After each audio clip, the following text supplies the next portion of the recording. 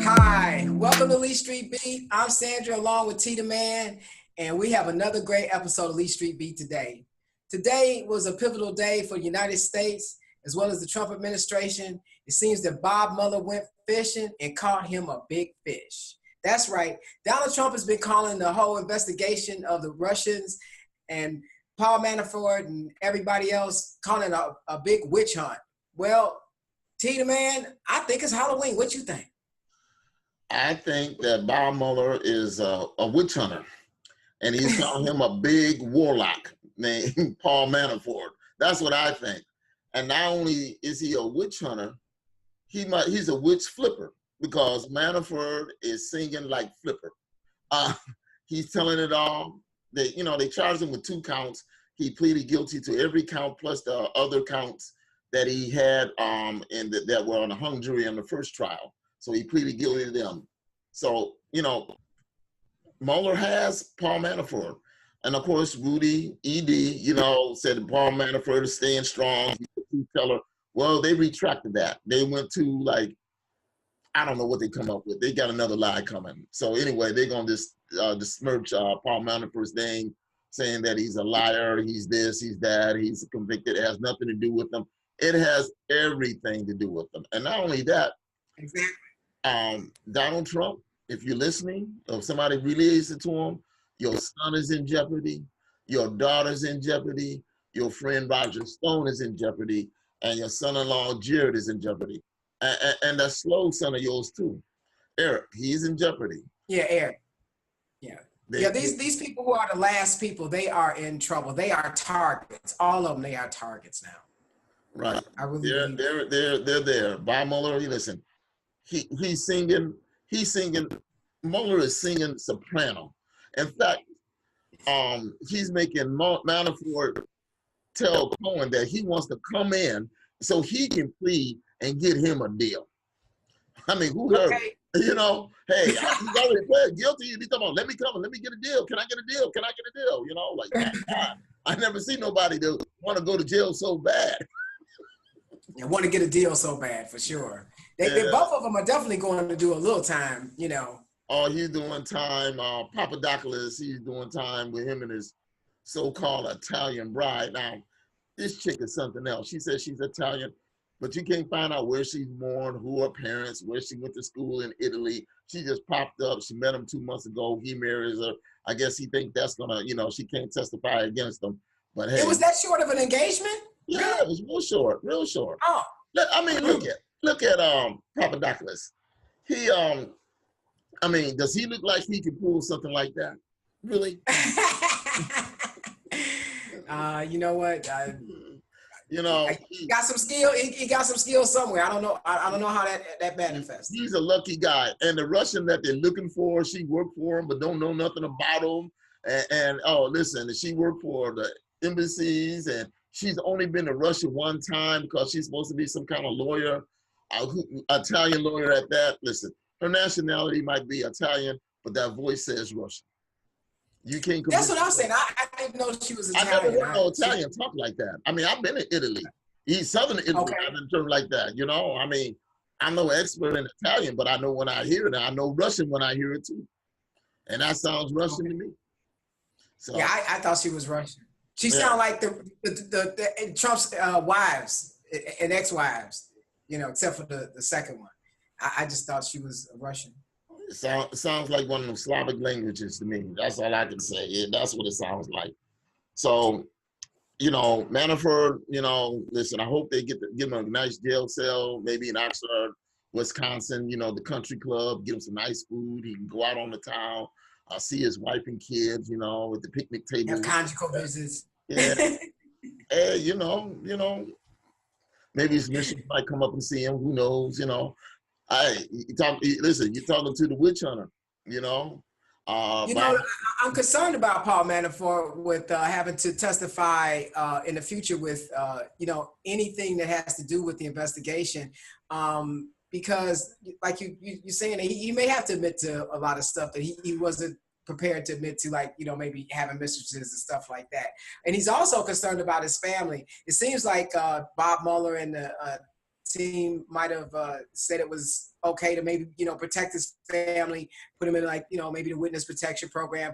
But Bob Mueller went in and he just took all the cards off the table. He took his bank account. He took 4 houses. He took one of the houses that his daughter's in. When he comes out, he gonna be living next door to me. You know, he's not gonna be in the neighborhood that he's been in. He will not be at that neighborhood. He may not even be able to afford my neighborhood. He got a house in Florida. He left him with that. It's a nice mansion. You know, he might be a little bit too old to enjoy it, but you know, he took all the money in the bank account and then $5.5 million. That's just ruthless. So, hey, you know what? The money was stolen. It was ill-gotten. It wasn't his, you know? So I don't know what you expect. I mean, you can't hard to steal that money. I mean, you know, there's honor among thieves, you know? Listen, it ain't every day that you get a Russian oligarch to just front all over that kind of money. You know, if he would have paid his taxes, he wouldn't have this problem. But I guess he didn't want to tell nobody he was making the money. So there lies the quandary that he has. Is it legal to pay taxes on money that was ill-gotten? I don't know. I'm not a lawyer. Real gangsters know how to do it. Hey, these are like, I don't even know if these are B-rated gangsters. Yeah. You know, that's including Donald Trump himself. I mean, you know, he's been, you know, saying that Paul Manafort was, you know, hanging in there and he was being tough and that he really admired that, you know, but it really kind of came out today that because of the political situation that Donald Trump probably wasn't going to pardon Paul Manafort till 2020. That man's like, really? You gonna let me hang in here 2 years and then pardon me and I still got state charges? Hey, he flipped. Yeah, he flipped, and I don't blame him for flipping. You know, you better cut the best deal while you can, so you can serve your federal and state charges concurrent. You know, exactly. Yeah. Also, speaking of the White House, Bob Woodward got a book called Fear, and Trump is like a dog chasing his tail, trying to find out, you know, like who leaked, who told, who did this, and who did that. So, hey, he want to know who did that op-ed. Well, you know, you know, I'm not really sure, but I feel like this, you know, whoever it is, they not broke. They shouldn't be too worried about losing their job. But with in light of all of the information that's come out today, I think that Donald Trump and the administration, that they could put all that Bob Woodward stuff in the background. They got bigger fish that are being fried right now. The book, I just thought it was really interesting that they released a tape of him and Bob Woodward talking. And, you know, Donald Trump, I mean, he was like, oh, okay, so another, you know, bad book coming out. You know, he said, but, you know, Bob, I've always respected you. I've always liked you. And then, you know, after the book comes out, oh, no, and now he's a liar. He's this, he's that. But he said it on tape that, you know, I mean, it wasn't a adversarial. Giuliani and the rest of them are just really just trying to throw the book under the bus. But Bob Woodward is about the only person that the Americans will look at and understand that everything that he's done for the most part has been very credible. He's written about eight presidencies. He's written 19 books. He's a very credible person, unlike Omarosa, unlike with that being said, both of them have tapes to back up what they said.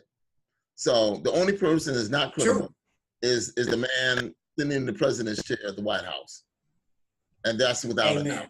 So, you know, he's worried about the op-ed person chasing the dog, like a dog chasing his tail. Don't know, you know, Kellyanne is a you. You know, John Kelly is a you. Jared is a you. You know, he probably. Mike Pence said he would take a lie detector test. Mike Pence said he'd take a lie detector. Yeah, because Mike Pence know it ain't him. That's why he's taking the lie detector test. But it's someone on his staff.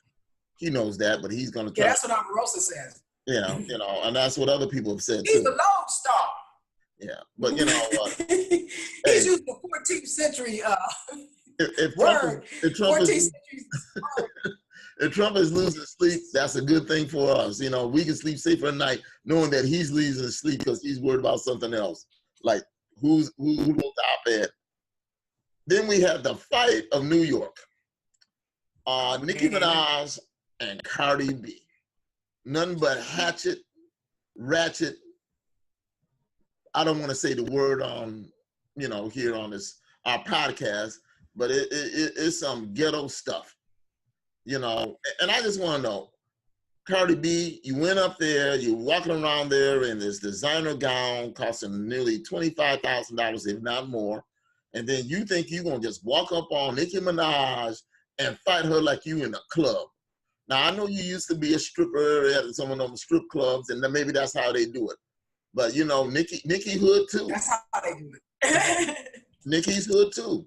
And Nicki ain't going to let you walk up on her. And to show you Nicki didn't let you walk up on her, her security stopped you. That's why you got that knot upside your head. You got your dress put down where you never got close to Nicki. And then you're gonna throw your Louboutin shoe at her, and she kept it. Now you walking barefoot out, and Nicki is in her car on her way back to her place, looking at her face and looking at how pretty it is. Now she says she didn't talk about your daughter. I understand why you want to fight about your daughter, but you know what, girl? You gotta pick a better place, or you gotta get better. It's the time and place for everything, and that definitely wasn't the time. I need both of them to be bigger than that. For myself, I'm a big Nicki Minaj fan, and I'm a Cardi B fan. I like the fact that Cardi B, started out in the strip club, loving hip hop. Came from the strip club to loving hip hop, and now she's out here, making music and doing great things. But she said that Nicki Minaj was supposedly telling people that they shouldn't be collaborating with her. You know what? Nicki does not run the industry. If indeed that were true, Cardi needs to know that she's already done collaborations with other artists, and that you just have to kind of let that be. But Cardi is real sensitive now. She just had a baby. Her hormones are still trying to get adjusted. And you know what? Between the two of them, I just think that they both need to just stop and they just need to grow up, and I don't know, in the words of my first lady, be best. Be best. Yeah, well, Cardi's emotional. She got a baby, talking about her child. That's what really set her off, and she wasn't going to have it, and she was going to handle it. So, I don't know. They need to squash the beef. Both of them are talented performers. There's enough money to go around. Nicki's album is not selling. Cardi B's the hottest thing, but she's hurting her brand, so she has to think smarter. That's the whole. Nicki said that she wouldn't talk about a child. She probably didn't talk about the child, but somebody else talked about the child and attributed it to her. That's the problem. So, Well, the problem with Cardi B, too, is that she's gone on social media and she's talked about, referred to African-American people as roaches. And she's also, mentioned, talking about black people as apes.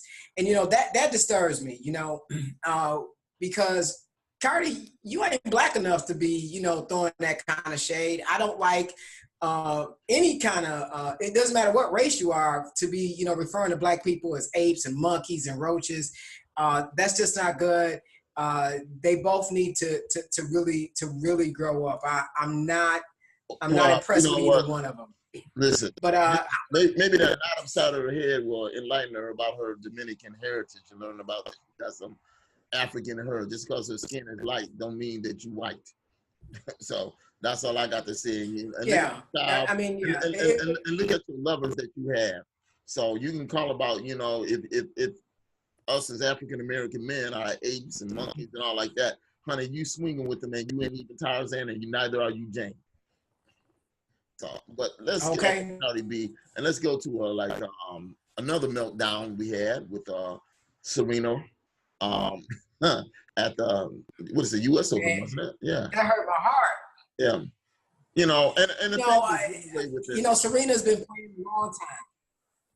Yeah, she's been playing a long time. She's fighting age, she's fighting time.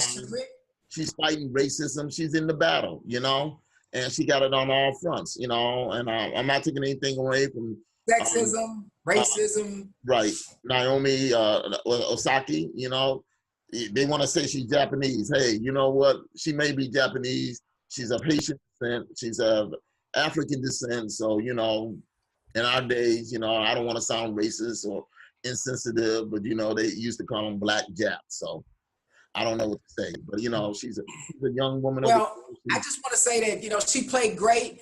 There's a big controversy with the referee. The refs are very upset. We have a retired ref who now wants the refs to now unionize. I've seen Serena go in, and you know what? I've seen Serena cuss and really get upset. But this particular case here, I just think went a little bit too far on both sides. I think the ref took it too far. I don't think that he had to, take away a game from her. I think there are a lot of the men. There are some men who've taken up for Serena, but there are some men who haven't taken up for Serena in the tennis game. The tennis game still seems to be very divided about the situation. Not to speak of that doggone picture that they drew of her jumping up and down like a baby. Yeah. That it's been a lot. And you talk about, again, somebody who's just had a baby, a little bit emotional. But you know what? She went all the way to the finals. But as a tennis person who watches a lot of tennis, I can tell you straight up that she's only played this girl twice, and the first time she beat her, and she beat her this time. And regardless of the controversy from the first hit, which was an ace, Osaka she was going to win. Right. Well, she really was going to win. But you know what? The controversy just didn't help. Yeah. Me and you had this discussion, and I just said Serena's problems with her coach. Whatever, he's not helping her game innings. I don't know what he's there for. He's mentally not putting it there, and physically he's not bringing the people who she can practice against. Osaka's coach is used to be Serena's hitting coach. I was watching her shows. I mean, they're right on. And Serena, she's getting older. She don't want to run and charge that net. But that's as a coach, that's what you got to tell them. You got to run and charge that net. Just tell Serena, hey, you got 3 more games, 3 more majors to win, and then you don't have to charge no more. You can sit on down next to Billie Jean King and come here and look at the games. That's all they got to tell her. I don't know. I've never been a fan of the coach that she got because I just don't think he motivates her. I don't think he helps her mentally. The thing about what was it? The Netflix special, Being Serena. He's talking about you got to stop breastfeeding. It's an HBO special. Oh, it's an HBO. Okay, HBO special. You got to stop breastfeeding your baby. Like, really? I mean, I don't know. I don't think he's a good fit for her. She needs a better fit. I mean, it's too bad her father is sick because he was actually a better coach for her than what she got. Because he got another baby and everything. He ain't that doggone sick. I mean, he's trying to make more build tennis players and stuff. Yeah, and the wife or girlfriend, whatever she is, she's he's already started another generation, yeah, but so they're the Serena and Venus's age. That's his wife or girlfriend, whatever it is. Well, I love Serena. I'm always be a big Williams fan, and I'm just hoping that she does come back next year and try to reclaim a couple of those championships so that she can go ahead of Steffi Graf and tie the record and then and beat the record. But T the man, before all of this jumped off with Paul Manafort, we had a brief day or two of our old president Barack Obama coming back and stomping for Democrats.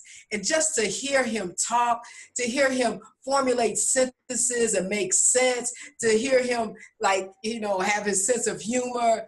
He's so cool. He's got so much swag. He just come up on stage, man. I'm gonna tell you something. It literally made me tear up because I'm like, I missed that so much. I just felt so secure. Listen to him talk. The world misses B-Rock. The world missed him. I never seen so many people, they said, the juxtaposition of him and Trump. I mean, really, you look at one looks like the warm-up act at a circus, and the other one looks like the statesman that he is, and that's Barack Obama. I mean, we miss him. He reminded us what a president looks like. And they said, I miss that man. I miss him. I said, hey, I miss him too. Shit. I mean, everybody. I had serenity in my heart. I could listen to him speak and he made me laugh. He told truth. There's a man who spoke truth and who really just said something. It was so logical. It's like, how hard is it to say Nazis are bad? it's just like, it was simple, but it was poignant. It's what the American public, whether they know it or not, missed and needed. It was just clarity. And you know what? It just made me remember how well I used to sleep and never did think about, how I felt about maybe the country was in peril until we got this idiot over there in Washington telling lies every day. Do you know, T the Man, that they have said that he has now exceeded 5,000 lies and that he is like double the lies that he's been telling every day. And as these investigations and all of these things start to close in him and his family, he just continues like, but Barack came out, and I think the rest of the country were able to really see side by side. And Trump's numbers went down recently too. And I think it has a little bit to do with what happened with us being able to see how people were civil at John McCain's funeral and how Barack Obama came out and he was civil as well. It was so refreshing. It was the really juxtaposition of Barack and Donald Trump.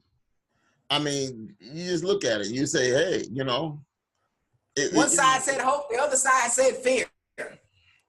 Yeah, and sadly enough, we do got to fear him because, listen, the man can't say the word anonymous, so we already in trouble. So it's crazy, and then he goes on about, he's still going in about the players kneeling, about the football players, and then you got people talking about because Colin Kaepernick, is kneeling, which is when Tim Tebow was doing it, nobody was saying anything. But now they're saying, oh, burn Nike. Well, you know what? They burning Nike, right? They burning up Nike sales. That's what they burning. They burning up Nike. Yep. In fact, I'm going to help Nike too, because I'm going to buy me a new pair of Nike. Absolutely. I am too. I'm going to tell you, getting on that, we are, noticing that at first, Nike, sales, kind of took a little hit, but boy, they have surpassed and gone up and they're hitting a record. Everybody's buying Nikes. People are taking pictures with their new Nikes. There was even an incident, and I'm not sure if you're aware of it, that I think it was the governor of Louisiana tried to ban Nikes. No, it was the mayor of Kerner, Louisiana, right outside of New Orleans. Yeah. He wanted to ban it from any public facility. Yeah, well, that's been they've had to take that back now. They've had to tell them that you can't do that. You can't do it. So now they've retracted from that. But I'm glad that somebody spoke truth to power and let him know you can't do that. And so I'm glad that they finally got some common sense with that. Yeah, I don't know what's wrong. These dying red Trump supporters. They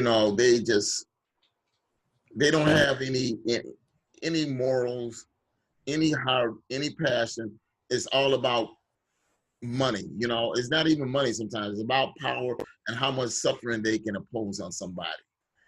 So it's just like he's still talking about Hurricane Maria, which he messed up. He comes talking about it was an island. Yeah. While we're going through Florence, he's still reflecting back how he got an A+, and trying to blame the Democrats for, changing the numbers. Because he said, well, when I was there, it was on like 16, 18 people dead. And he said, so like anybody dies, they have a heart attack a week later, and then they just throw them on the list. You know what? The list was not compiled like by the Democrats at all. It's almost like he's blaming the victims. I can't even explain how heartbreaking it is to see somebody who has no empathy, no sympathy. I'm going to tell you something. That man is missing his heart. If he doesn't understand that it was their lack of response that allowed so many people to die. I mean, and for him to just say, that he gets an A+ and his administration gets an A+, it's just utterly ridiculous. And I think most people, maybe not his core base, but I think most people see through that lie, understand that it is the administration's lack of response. And we're waiting now because here we are in the middle of Hurricane Florence. Everything is been brought down to a tropical storm, but still there's much damage that's out there. And we're just waiting to see how is Donald Trump and his administration going to respond, considering that they took all that money from FEMA. Well, listen. Here's how he responded. What did he do? He says Camp Lejeune in North Carolina. He's going to have the Marines come out there and rescue these people. When have you ever heard that? He's got, he got the army at, at what's it, Fort Bragg? No, well, North Carolina, I guess Fort Bragg is there. He got them coming out. He put them ships out to sea. I think what now is, after that happened, the people who actually know what they're doing is doing their job. And listen, they see that wave coming. They see that Democrat wave coming. They know they're going to be investigated, and they're going to want to say, yeah, we made a mistake like this because we listened to the president, but we took our own initiative on Hurricane Florence. And so you see, they should have hearings about what happened there.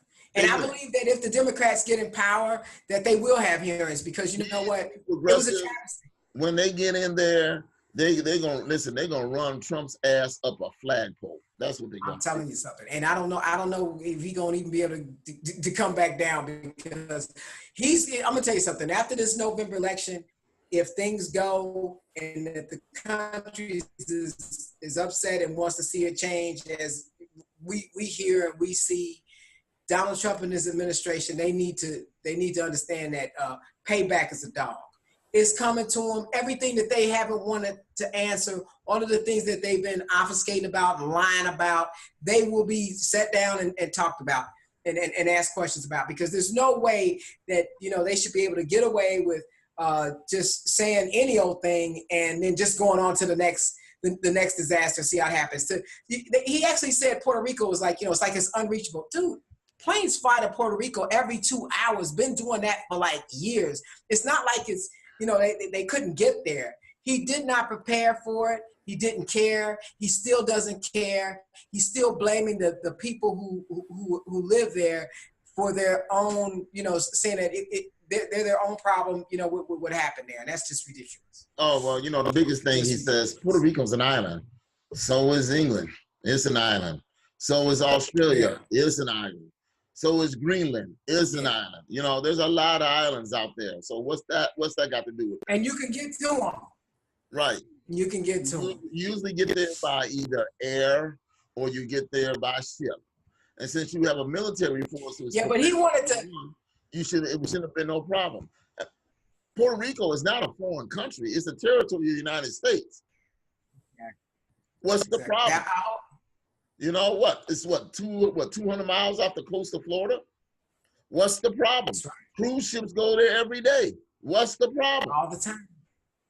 I mean, they said that they still have some water and stuff that they haven't distributed, that it's been sitting there over a year. It's just ridiculous. Incompetence. That's the administration incompetence. That's all. It's just incompetent. But then, they ain't got no electricity. Nobody had enough sense to put a tarp over it, put it in the shade, because the plastic, or put it back on the ship and refrigerate it. Mm-hmm. I mean, they could have done a lot of things. Exactly. Easiest thing was to have helicopters come and distribute cases of water to the people there on the island. Yeah, but I don't know. Maybe I'm going to try for FEMA directory. Maybe I can help them a little bit, I don't know. I mean, they've taken so much money from FEMA and given to ICE. It's horrible. And they did it right here at hurricane season. I'm just wondering how, the people who are affected by, what's happening right now, how they're going to recover. And his administration said, well, they're going to be just fine. That money being taken away is no big deal. It's a big deal. Yeah, it's a big deal. But, the thing is, he's going to get by. He's going to get praised about how he handled this hurricane. Puerto Rico was slammed with the Category 4 hurricane. North Carolina is just getting slammed, Category 1 tropical storm. A lot of rain. It still causes loss of life. It still causes flooding. It still causes destruction. But Puerto Rico is devastated. They just got all their lights on like last month, for real. Right. They could have had them lights on within 60 days of that hurricane. But, because when you got somebody incompetent in there, the businessman that they thought they had, I mean, what kind of business does that? He run a country, but he don't know how to turn the lights on in one of his territories. He doesn't care about those brown people. I know he don't. I don't care about them. You know what? And I just hope all the ones that's here in Florida, I hope they go vote for people who have their interests in mind, like Gilliam. That's what I'm hoping. I'm hoping that they vote a Democratic progressive ticket. I don't want to sound political, but that's what I'm hoping. So anyway, this is just upsetting me. we're gonna call it a day. This is Lee Street Beat. Stay up. Pray for the kids. Now we found out there's even more kids in detention than it was earlier this summer. So he took the money so he could hold the families now. Why don't he put them up in the Trump hotels, you know, and give them room service if you're gonna do something? Do a random act of kindness. Just take 100 families and stick them in your hotels. Oh, what? You ain't got but 2? Oh, and then you're a billionaire? How does that work? Oh, you deal with the Russians. I forgot. I'm sorry. I digress. So anyway, this is Lee Street. Until next week, you know, we'll have a more update, and we'll try to keep you all abreast on what's going on, what's important in this world. Love one another, stay safe, and help one another. Until then, this is Lee Street Beat, T the Man, and sanity.